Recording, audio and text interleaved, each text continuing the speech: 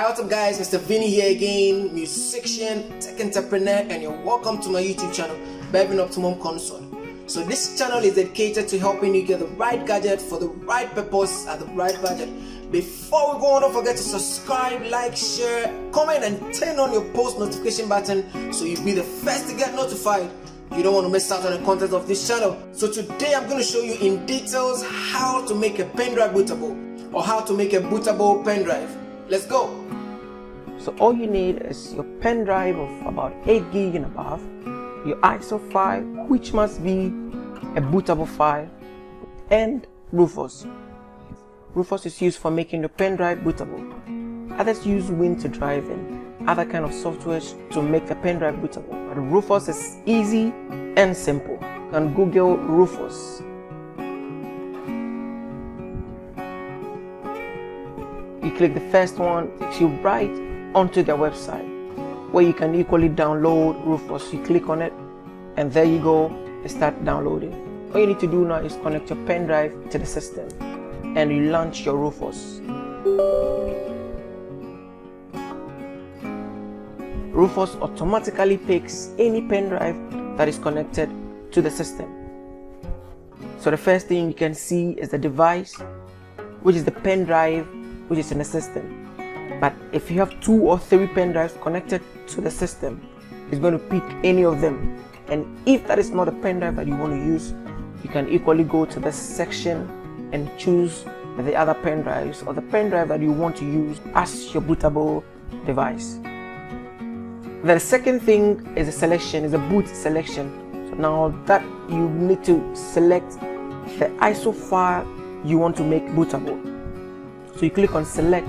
It takes you to an exploring window where you need to navigate your way to where ISO file is. I know my ISO file is on desktop, so I click on desktop. It's in bootable folder, and there it is. So I click open.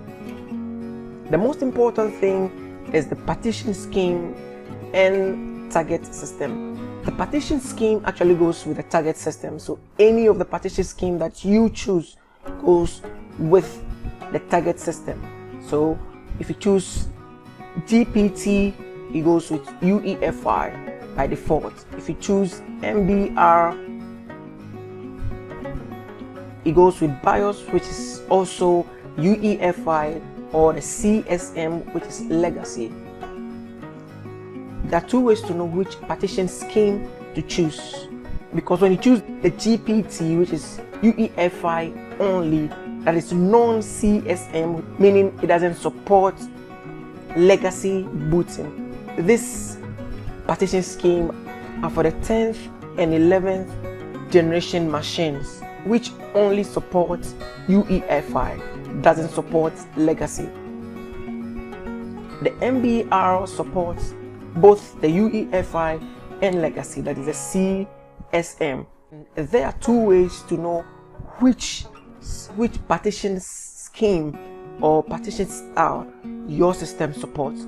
So one, you can actually go to the system that you want to install your operating system on and go to PC, go to manage, go to disk management.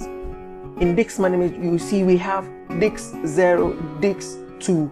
So disk 0 is the internal disk in the system, and the disk 2 is a pen drive connected to the system. So I go to disk 0, which is the internal disk in the system. I right click and I go to properties.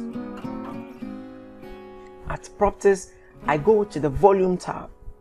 In the volume tab, I see partition style. In partition style, I can see GPT. You can actually see the meaning there.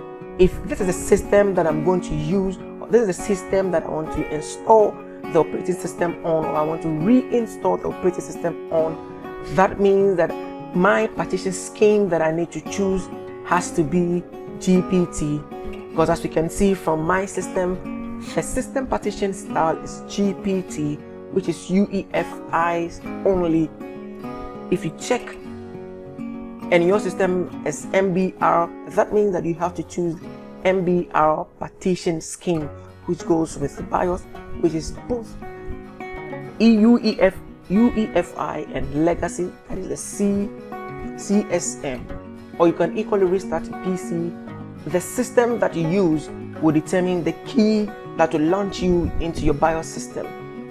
So when you get into your BIOS system, you go straight to the tab where your boot section is, and there it will show you the kind of partition scheme or partition style that your system supports. So with that said, I know exactly the kind of partition scheme that I have to choose. From there, I could equally change the name of the volume or the name of the pen drive. Some people might want to go to the extent of changing the file system. You leave the rest on default and you click start. If a pen drive contains any file that is important to you, you might want to do a backup now because it's going to clear everything on the pen drive. You click OK, you relax and you wait till it gets 100%.